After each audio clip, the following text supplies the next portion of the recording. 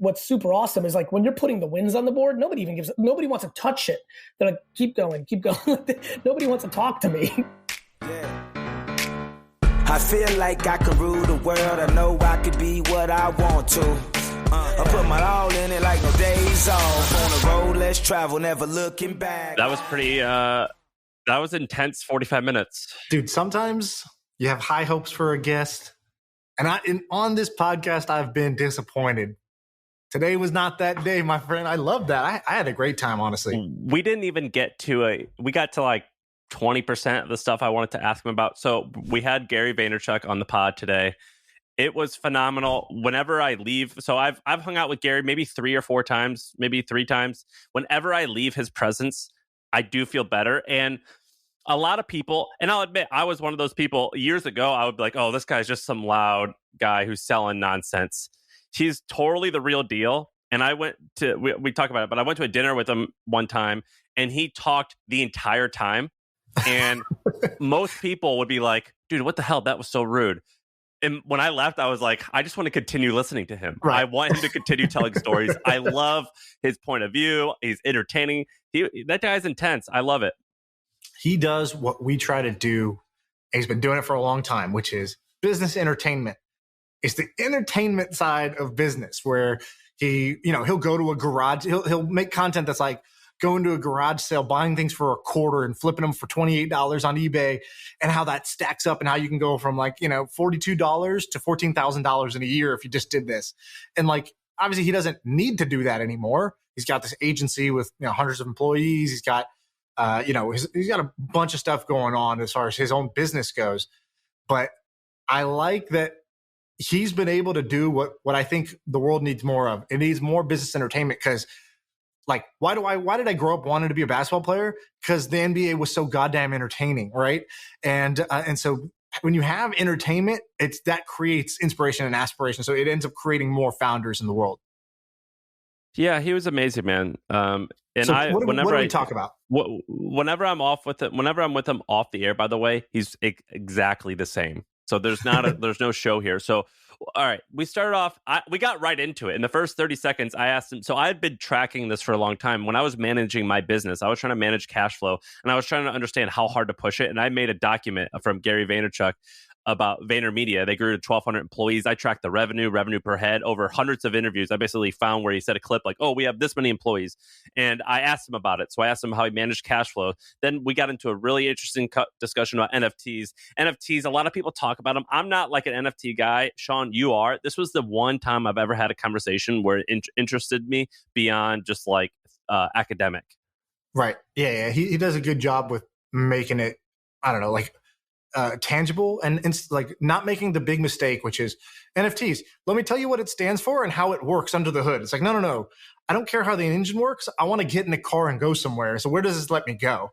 And I think he did a pretty good job of that. So we talked about NFTs. We talked about, just some of kind of like the lessons learned, going from like what he saw in the .com boom, because he was kind of like early in the game, right in 2000. And then he was there for like Twitter, Facebook, Uber.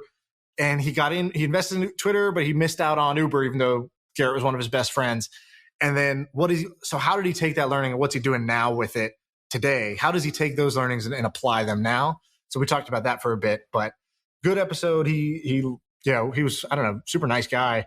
Wants to come back on. I think we should have him on again for sure. I take a lot. It makes me feel happy that a lot of times people tweet at us and they say, I want to run through a wall after that episode, or I want to go and accomplish something. I feel that way right now after listening to that episode. I felt like I was a part of it more so as a fan, more so as a participant. I thought it was wonderful. Yeah. It's when people say, I'm always late to work because when I'm driving and listening to MFM, I got to pull over and write shit down, right? Like I can't let this idea go. I got to write this down. That's when we do it well. And sometimes we don't always hit that, but I think we did it well on this one. So, all right, that's the episode. Gary V, enjoy. Same. Like, all right, are you weird or are you normal? And they're like, we're a little bit of both. And then they came out and did it, and it worked out well. I'm just using an iPhone. Get the fuck out of here. Well, Sam's traveling now. So. Sam, you looking? Are you really? I'm in New York. This is just an iPhone. Oh, but with the blurred out, why does it look so good? So he got this app that basically uses your iPhone as like a DSLR, which is really cool. awesome. It's Well, called. it's nice to see you guys. I hope you're well. It's called Camo. I'll give them a shout. It's called Camo. I think I paid $49 for it. It's awesome, man. Hope everyone's well. So we have a lot to get into. I'm pumped you're here. Can I? Something that I've and we're recording now. Something I've always wondered about. How many people work at VaynerMedia right now? Somewhere between probably 1050 and 1300. I'm sorry, VaynerX. So VaynerMedia is the biggest company. Yeah, VaynerX, right? Because we have Gallery. We have So I was looking, I did some research based off a ton of interviews, and I was like going through the head count of how fast you grew. And I believe between around years number 3 and 4, did you grow from like 30 people to 125 people? Yes, because in 2011, September of 2011, I kind of made the decision to go full-time Vayner, no longer what I would call full-time Wine Library, secondary Vayner. I made that switch, and then the lighter fluid kind of went on. Dude, how the hell do you manage that cash flow for a company like that? Because I did research. You know your shit, yep. Mm-hmm. And it was, tell me if I just guesstimated off some interviews. I'm going to start at year 1. Around 5 people, 20 people, 30 people, 125 people, 300, 550, 600, 800. Yeah. Is that a ballpark, right? Yeah, like if you were asking me and I was spitballing, guess who the fuck, the first year was like, we started in May of 2009. So that first half year, I think it was like 6 or 7. Then it might have been like 20 and through all of 2010. And then into 11, it probably got to like 30. And then that September 2011, you'll appreciate this, and you've got this in you. There's certain people who I think are really, really good at top-line revenue driving initiatives. What I think has been the balance of my life, and it's very similar to what happened at Wine Library, right, is because I'm able to create so much top-line rev, and because I'm playing forever, right? Wine Library, my dad's family business, and Vayner for me is really a forever business. I'm just able to hire a lot. Right. And then you just gotta, with retail, it was really easy, right? I was like, I knew how to sell wine. So like I was with B2B, it took me a little while to calibrate, like, oh fuck, they didn't pay us. Wait a minute, why? Like the bills due, like, why didn't you pay? But like overall,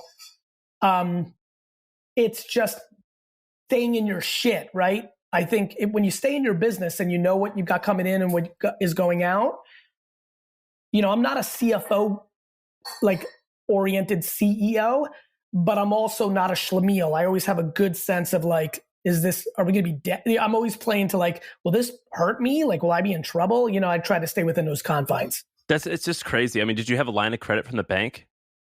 No, we didn't have a line of, so fucking Wine Library. This is where my dad's a fucking psycho.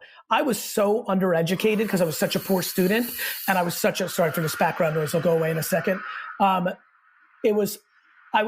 dad ran his fucking business with no line of credit, which I love, right? It's old school immigrant, pay with what you have. But it trained me because that business is even crazier. That business went from 4 million to fucking 25 in like 30 months, like so fast, and inventory and payroll. But I got so trained in playing within myself. We didn't have a line of credit for a long time. We definitely got a line of credit probably 2011, maybe in 2013. So, but the first 4 or 5 years, and in the pocket you're talking about, which is very much more, will resonate a lot more with people on the call who've got it, who are going to go through the 7 to 17 to 77 to 277. It was more about just not spending what you don't have, right? Like it was just as simple as basic being a businessman. Like, hey, we just landed this account. They're paying us $480 a year. It's fucking, Mondelez or Pepsi. You feel like they're going to pay you. You feel good. Yeah. It's not going to, and it's like, okay, now I got $480. I'm going to hire these 6 people at $40K a piece. I feel good with, it was like very like back of the napkin. What's funny about it is, and you know this, and I think this is where, as when you were on the podcast, we hung out at outdoor dinner, like every time I come, there's something about just like street business versus like, I find myself laughing that like mine can be like intuitive and back of napkin. And yet people that are like all about learning and Excel sheets and doing it proper and fucking SAP and cloud, they have all the software, like get fucked up. It's because they don't have a good pulse of their actual business, and they get ahead of themselves and lack patience. Yeah, it's just like when you're growing that fast, it seems like you're kind of playing it maybe month by month, maybe quarter by quarter, where I would be, I mean, it just, I would go to bed at night wondering like, I hope this client doesn't bail. Otherwise I got to lay off 20 people. I think what was happening was we were selling. And I think it's so funny. I was very long-winded. And I think I had the answer. When you are selling at a level that people are not accustomed to, like when you're outpacing normality, it just fucking selling hides everything. When I'm landing fucking client week after week, like, you start getting into a place where you're just outpacing vulnerability. That's always a question I had. Shaan, do you want to give him an update on? I mean, I jumped right into that because I've always had that question about managing cash flow. Sam's been like sitting on that question for 2 years or something. He didn't say hello. He didn't say what the podcast is fucking about. He's what hey, when you scaled, how'd you manage cash flow? Yeah, you know what's funny? I've gotten to know Sam through my podcast and a little couple hangouts. It makes sense to me because I think Sam's really good at what he does, and he lived that life. And he knows he did it super well, and he knows what the anxiety and like the challenges are. Like I always say, my favorite people to talk to are the people that know. Like I love talking to people that know because they've lived it, not because they read it. It just makes it so much more fun. It's the same way I feel like when I talk, like I love sports, but I fully know when I'm talking to an athlete, I don't know. Right. I don't know what I did this thread that went viral on Twitter. It was about Clubhouse. And I was like, this was when Clubhouse was sort of peaking. And I said this thing, I was like, it's kind of unpopular because, why shit on a startup? It really wasn't my intention, but I said, everybody thinks Clubhouse is the next big thing. And I think it's going to fail, but here's how I think it's going to go play it out. And I kind of wrote it like an episode of Silicon Valley. Like I wrote it like you're the CEO first, Chris Sock is texting you, this is happening.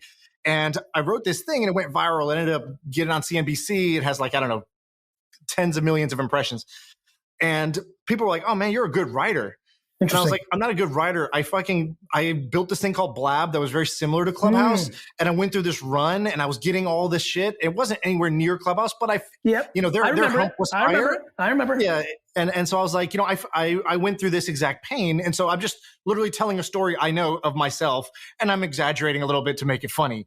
And it has nothing to do with writing. You know what's so crazy about that? I don't know if you can see this. Do you see the goosebumps?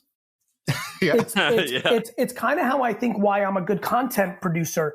I literally stay in my fucking lane.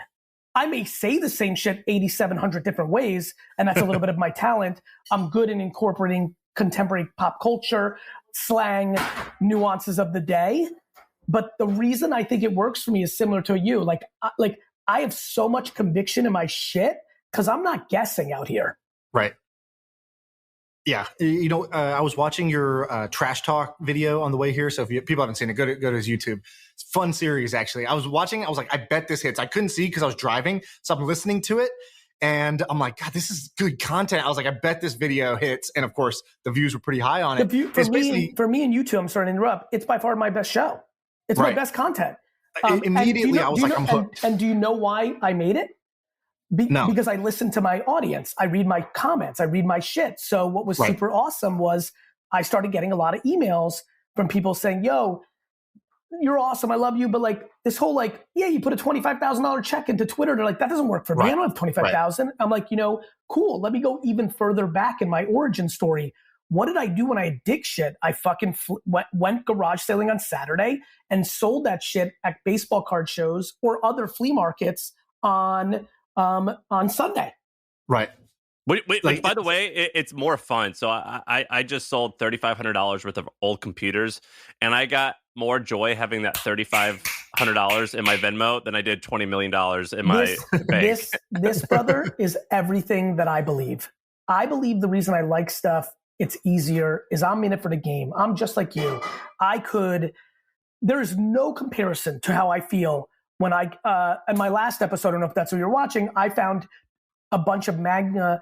That's the one I was watching. Right. So for $270, I bought what ends up being about $6,400 in eBay post fees sales, right?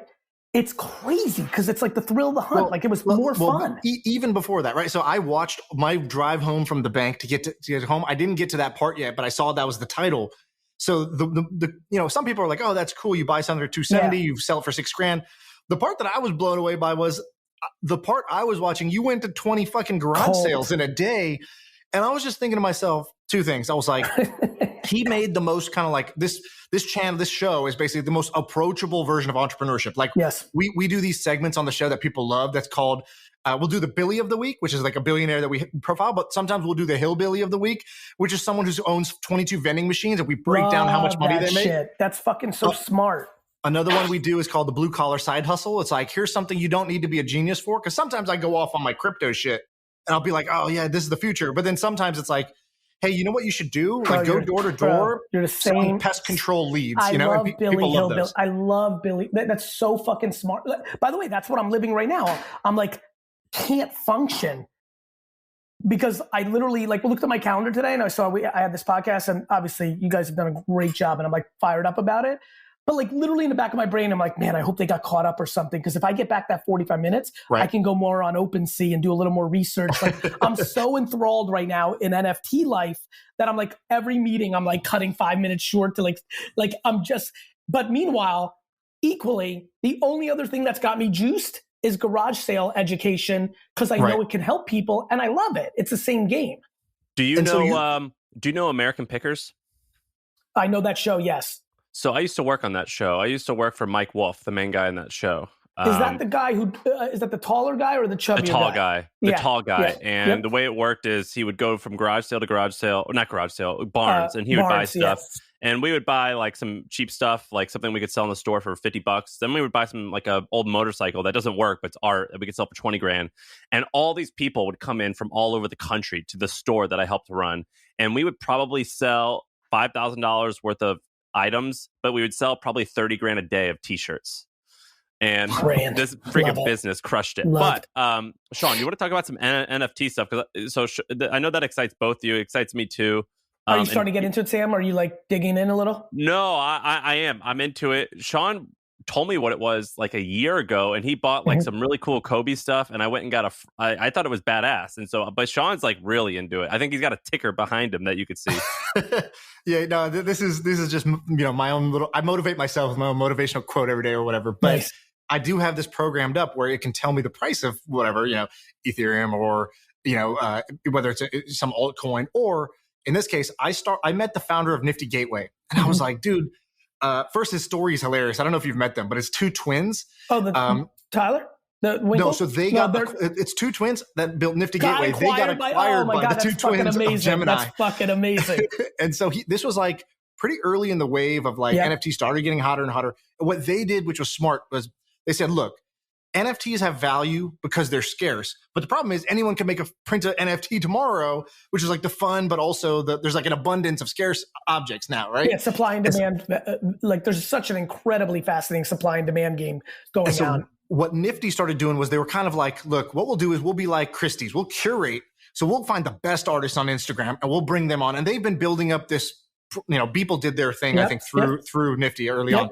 They've been building up a following for 10 years, just doing free art for the love of the game on Instagram. And now that there's a way to monetize that audience, monetize that art, they can bring it over here. And so I bought this like Kobe, the Forever Mamba. I don't know if you've ever seen it.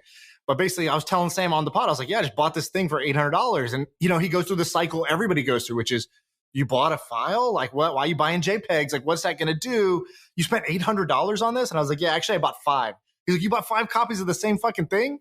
And, those sell for 10 to 25K now. And so that was my first flip, basically, my version of the digital garage sale, right? Yeah. That's why I'm so addicted, I think. Like, I'm addicted to the digital garage sale. And so give us like your simplified version of the thesis. Because some people some people love this shit. They're in the weeds. Some people just sit there and eye roll. And then the truth is that there's something really exciting going on. And then there's also a bunch of shit that's going to go away in a few years. Like it'll all get swept under the rug. So give us your take. Yeah, I've been, I'll give you the micro thing on that. I think 98% of the current projects go to zero. Right. Like, I think to me, it's the most similar thing to web internet stocks 99, 2000 that I remember. I remember being there. I was young, so I wasn't as experienced and didn't have as many pattern recognitions and reps, but I had a lot of the good ingredients, right? And I remember sitting there and saying, man, a lot of these businesses make no sense. Like just no sense. I'm like, how could they be worth this much money? They're losing so much money. And I didn't understand Wall Street, so I wasn't sure. But when the affirmation of March and April 2000 came along and most things got smoked out, it kind of was a monumental moment for me because the only stock that I bought was Amazon. And because I really thought it was like a real business, even though it was losing money in a different way than other things. It had an actual business, like back to how Sam and I started, like revenue mattered. Like the other ones didn't have fucking revenue, you know, like no customer gave a fuck. And I'm always like, does the customer care? So what do I think overall? I think people are grossly underestimating NFTs. I think right now people think of them as collectible and art and flip game. And for a lot of us that have that American Picker, garage sale, sports cards for me, like, and there's a ton of people that love that. Like that's why half of Wall Street, that's where they go. Like there's a lot of those people and that's amazing. And that's big. That's a big industry. Like over the next 15 years, big. Collecting, flipping, you know, you've got an entire generation of kids that go on Fortnite and Madden and 2K and buy digital assets to flex. So that's going to fucking play out. But I think that's just a nuance of NFTs. I think people misunderstand the utility nature of smart contracts. I believe in the next 15 years that nobody writes a book with a publisher. They do it through an NFT infrastructure. I believe that in 15 years, nobody launches a record label by having a record label give them the bag. They're going to get it from crowdfunding by selling NFTs and giving a percentage of royalties.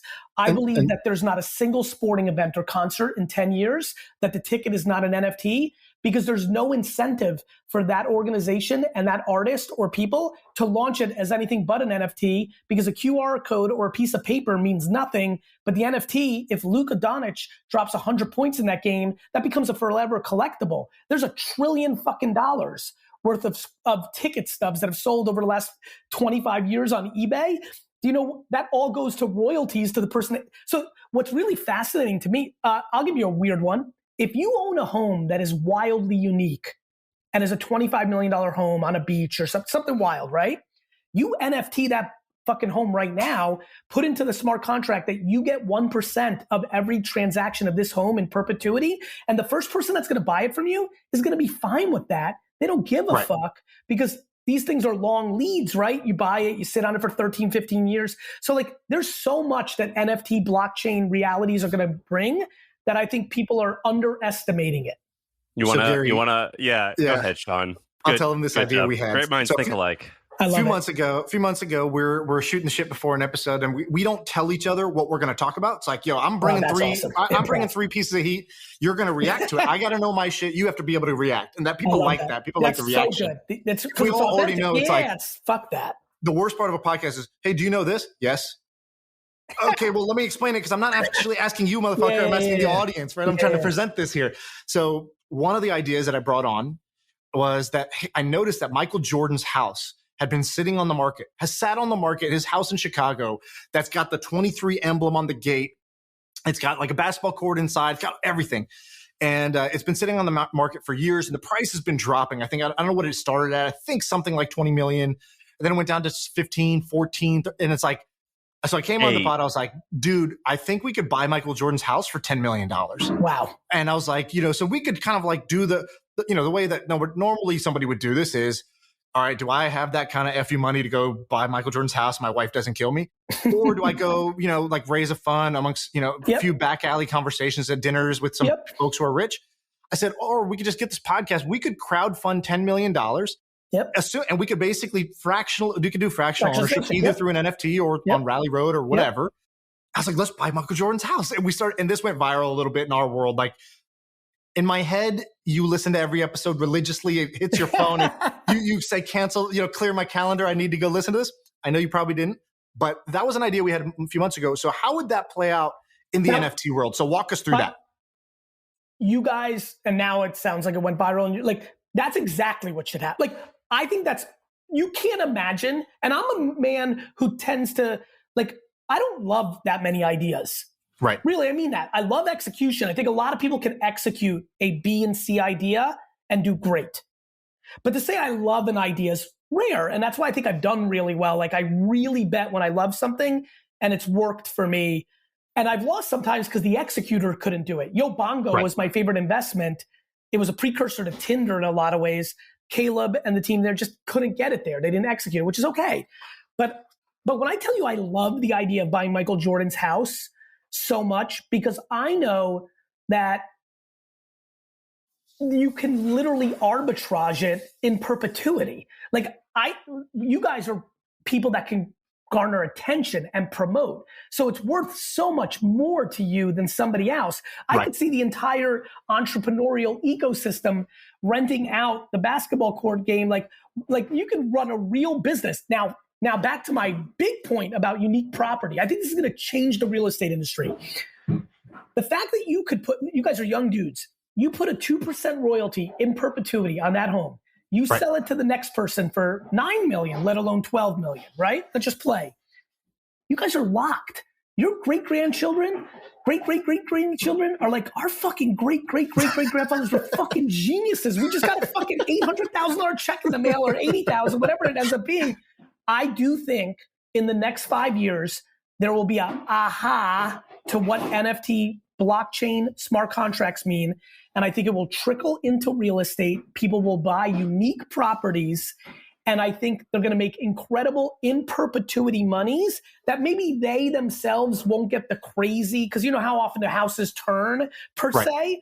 But man, listen, if you're listening to this right now, listen, I've got a real good sense to who listens to this, because you guys got a lot of fans. You are either there or you are aspiring to be there from a professional standpoint.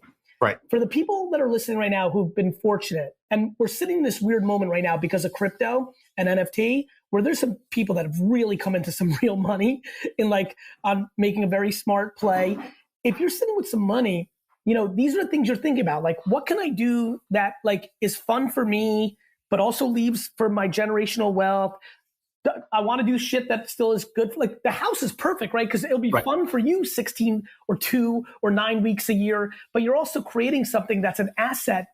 Let me say it one more time: in perpetuity. Right. Like, once it goes on there and gets NFT'd, it's NFT'd. Right. It is a contract. Like, there's the ABA team. Do you know this story about the ABA team from St. Louis? No. The NBA and the ABA. Yeah. You know this, Sam? This is epic. They merged the leagues. The St. Louis team is out, and the fuckers like, fuck you, we're not signing the deal. And so what they did was, it was like, I don't know what the finite details were, but they needed them to sign off to make the merger happen.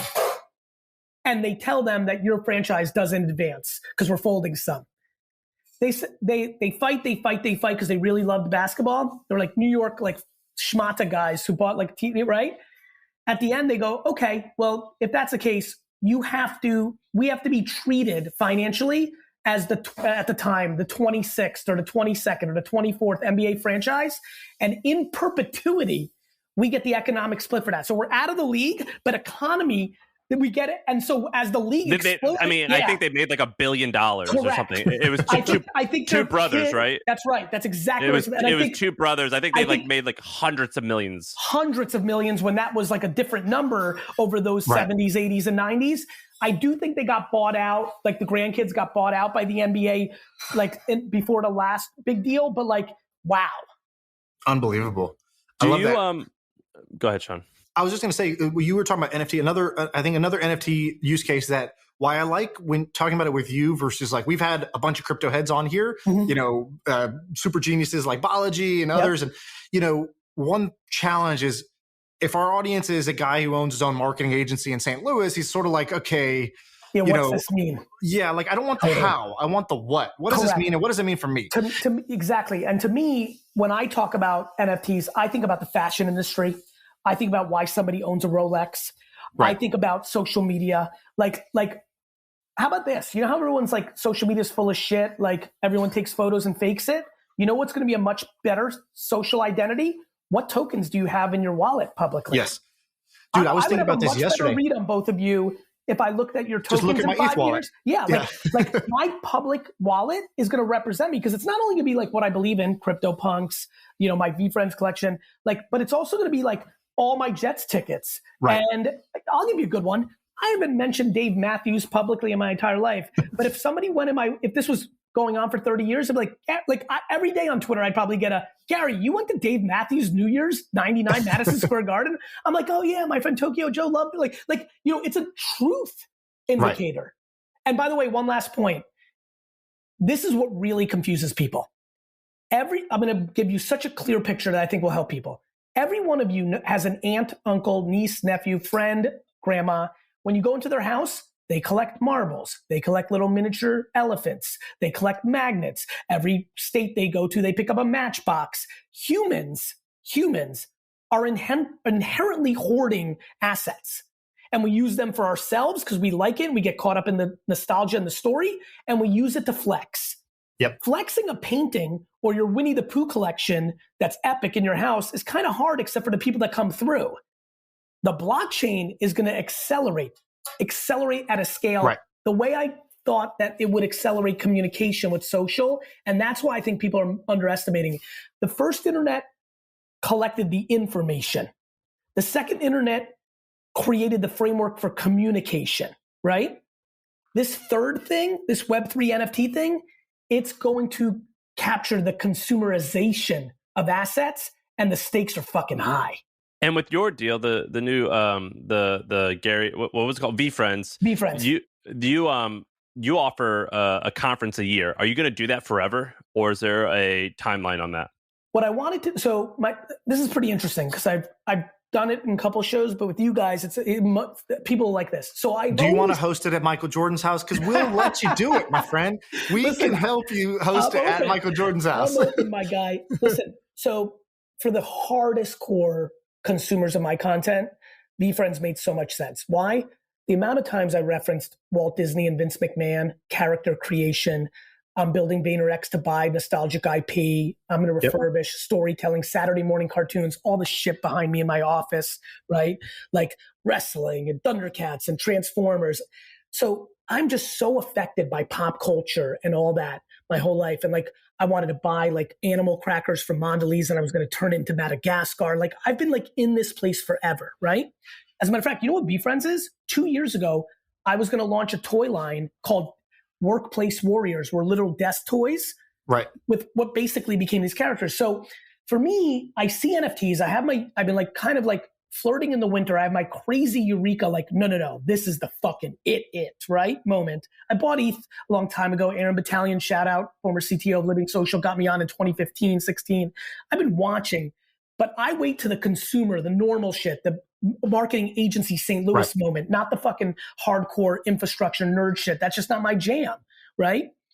So I go, fuck, man, I'm going to build the next Pokemon, Harry Potter, Transformers, but 99.9% of the world's not going to believe me. So let me launch this program and show people that you can do a lot more than just have pictures on it. Right. So to your point, Sam, so the answer is it's a 3-year contract. VeeFriends Series 1 says you get a conference ticket to VeeCon 2022, 2023, 2024, right? I'll figure shit out after the fact, but I knew that would have such inherent value that people would lock in for that. But basically what I was trying to do was this is the word I would use, trick my hardest core advocates by giving them an asset. I view VeeFriends, the original thing I just launched, as kind of like the original Disney cells. You know, those things that sell for $1 trillion that were they hand drew Snow White in the 40s. If I pull off what I think I can pull off, stuffed animals, toys, trading cards, movies, video games, over the next 40 years, this original NFT has real potential. And I wanted to create a thing that wouldn't make my biggest, earliest supporters trade it. You look at Bored Ape, you look at Meebus, you look at these epic projects that are killing right now, people are trading. I wanted people to be locked in so that by the time the 3 years are over, they're like, wait a minute, I'm never selling this, because I wanted them to benefit the most. And the data backs this up. So right now, if I go on CryptoSlam, if you guys don't know this, CryptoSlam.io, easy little aggregator of NFT projects. I think you guys are number 8. Okay, so you're number 8. In the last 24 hours. Last 24, yeah, sorry, it's a 24-hour rolling scoreboard. But you can do you can do up top. It's got all the stuff. Yeah, so we can do let's say 30 days. All right, so 30 days, you're number 12. Last 30 days, about 12 million of sales volume, of transaction volume. And the funny thing is, if you go through all the other ones, CryptoPunks, Meebits, all these, they have somewhere between thousands or tens of thousands, or the top one, X Infinity, is 250,000 buyers that are doing these transactions. VeeFriends is like an outlier. It's like 300 people with 580 transactions. What that tells me is that there is a small group of hardcore people who are not looking to flip this rapidly for a quick buck because they believe in you, they believe in the utility value of the conference. So I like that because it's different and you're pushing it more. At this point, I think I've been very aggressive at this. I'm like, do not bet against me. I'm gonna fucking build Transformers. So I think a lot of people are holding now more, the conference is gonna be epic and I'm gonna come through, but I think they're betting on my propaganda right now, and I'm going to come through. It's like Bitcoin. The thing that gets it, like early days Bitcoin, the people who bought in were because they were anarchist crypto nerds. Yes. And it's like they needed to. You need the first people to buy in for one reason, and the second people, the speculators. You got it. And then it's like once everybody's got the damn thing, we all speculated on it. Now we can just use it as a medium of exchange. So similarly, what's interesting about NFTs more so than Bitcoin today, and obviously things will evolve. It's just functional. Yeah. Like VeeCon makes it functional. Like they're about to get very functional. Right. Like the functionality is going to be extraordinary. Right. And so I like VeeFriends. I think VeeFriends is cool. I told my guy before this pod, I was like, I'm going to talk to Gary today. Let's pick up a VeeFriend. Like go get me one off the floor there. I appreciate it. And he's like, cool. The floor price is like got it at $17,000 now. I was like, oh, okay, well, all right. Let's. We don't like Gary that much. I was like, I'm going to do it, but that is not what I expected. I was like, that's interesting. That really kind of like opened my eyes. In fact, the last few days you've been seeing. So I want to bring back one thing you talked about, which is your wallet is going to be a new type of profile. It's going to be a new place to flex. It's going to be a new place to learn about somebody in a real way. Like the only reason I'm in is that. Right. And I think utility is going the other way. You can filter your face. You can do many things to get non-verifiable there. You know, it's really interesting. The argument of like us controlling our narrative, because everyone's become the PR agent of themselves, versus the black and white public data of what we buy. Now, don't forget, for everyone who's scared and loves privacy, you don't have to share your wallet.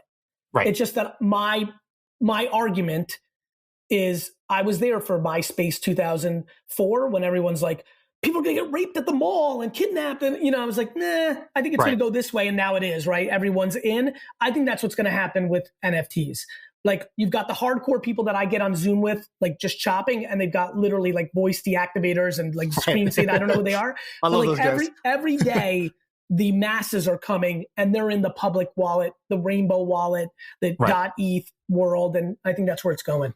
You've been talking about buying brands and putting them through Vayner for, in like year 3-4 of the company. You've been saying that whole spiel for a long time. First of all, you haven't done it yet. When are you going to do it? And second of all, I think that this putting them through the NFT thing is significantly better than the old model that I bet you were planning on doing of like, we could put them through the Vayner Media machine. Yep. Machine. You've got it. I would much rather buy an old, like a 90s brand and do this, because I'm looking at who the biggest brands are on Crypto Slate. It's sports companies. Yeah. I think you can do brands are going to be better. When are you finally going to execute on that and pull the trigger? Because you've been talking about it for a long time. I'm excited to see it happen. Come on, Gary. Well, it's like, dude, why do you need fucking 1,500 employees still? Like, you built that machine. It's badass. Do the other thing now. Yeah, you'll appreciate it. I think that's an incredibly strong observation from the outside. I just know how, you know what? Like, it's a version of golden handcuffs. Like, instead of like selling your company, you have to be stuck, or like you have a big salary. I just know I'm so fucking close for it actually being a Death Star versus like, it's a better badass machine than anybody else has got. Like, I feel that. Like, truly I do. I'm like, I got a better machine than the other fucking 500 people I admire that I think have this down. But it's like so close to being 2 times better and 4 times better. And the way I scratched my itch was Resi, the restaurant app, which I had a major exit with. Empathy Wines, which like I was creating, and now VeeFriends, and like the VeeFriends thing is really fucking with me because I'm like, oh, by the way, Sim, you'll appreciate this. I had one executed 4 years ago, signed, and they pulled out late and kind of had like a clause in there that allowed them to. And I feel good about this publicly. I had animal crackers bought. I mentioned it slightly quickly when I was talking. I had it. And I fucking had the master fucking plan. It was a cookie brand. I was going to make it healthier to be on trend. But what I was really going to do was turn it into an animated film and build up, like make the lion like fucking Larry the Lion. Like it was kind of V-friendly. Now, listen, ultimately, I think I'm in a place in my career. I'm young enough at 45, have the leverage, have the infrastructure that I think I'm going to do a whole bunch of everything, right? I think I can build a studio like Pixar with VeeFriends at the forefront and do other shit. And I think I can buy Champion when it gets cold again and refurbish it in 13 years because I like both of those things. And I'm going to try to get to both. How much could you have bought animal crackers for? 48, I think the deal was at the time. No shit. Yeah. What was the revenue? I hate making up shit. I genuinely don't remember. I remember the number pretty vividly. Do you remember around the multiple? It was like nothing. It was like fucking nothing. Like you're valuing the IP, not the core business at that stage. No, they were like just fucking. It was dead. They were like, they didn't give and we were going to use it as a proxy to teach them how to do it with their, like it was fucking set up. Well, nicely. You did it with Nilla wafers. From a marketing standpoint, we crushed it there. And I really scratched my itch with K-Swiss. K-Swiss was fucking finished, dead, done. What happened to them? Something happened recently. Yeah, right? They sold it to a Chinese apparel company. That's right. K-Swiss was at the forefront of that leverage. We fucking exploded. Not only did we sell a fuckload of Gary Vee sneakers, the residual effect on the brand was very real. That's the closest I've come to like testing my machine. Only difference was it was a fake test because I was so involved with it in the face.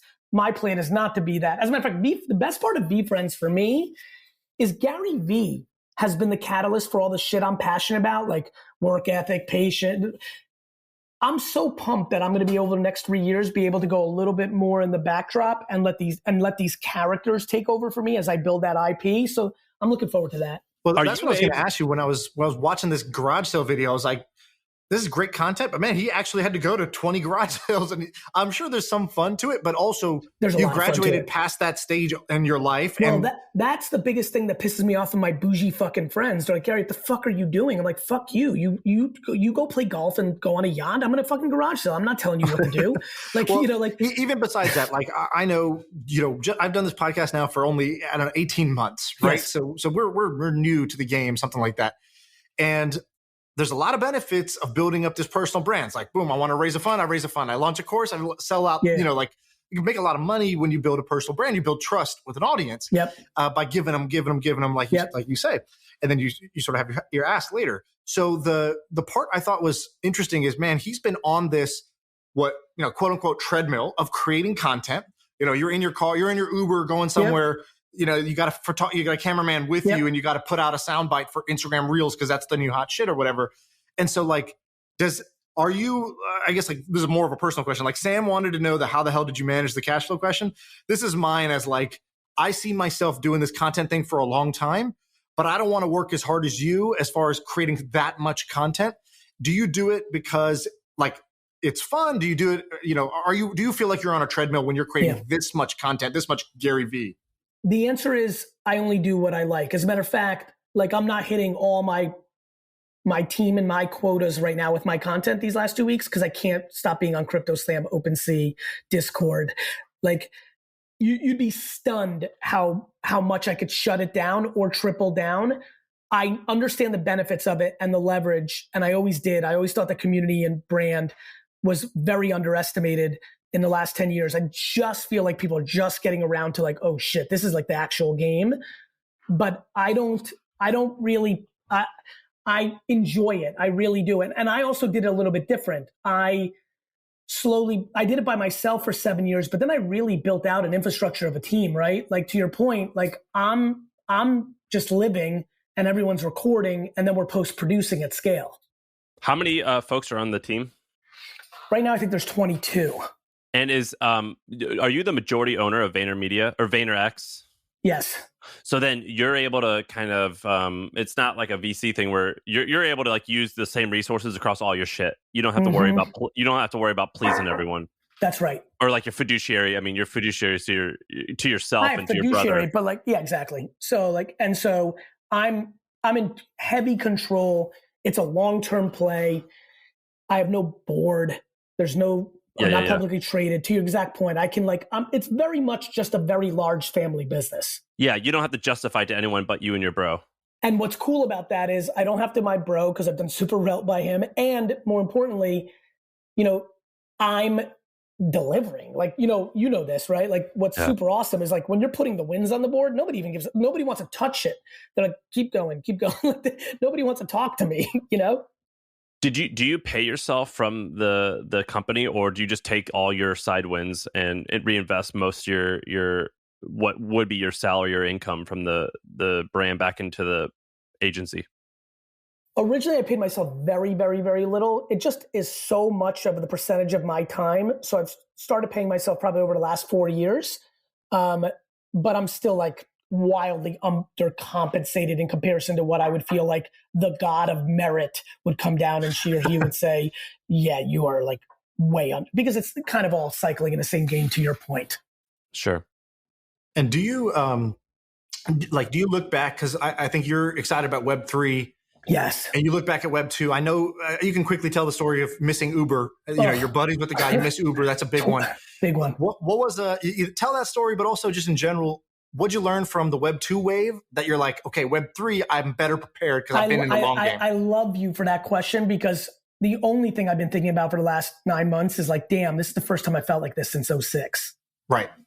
The thing I learned there was I was going to meet a lot of people that were technically stronger than me, teach me new things, have incredibly fun, young, fucking on fire thinkers, different shit. The world is rescheduling, recalibrating.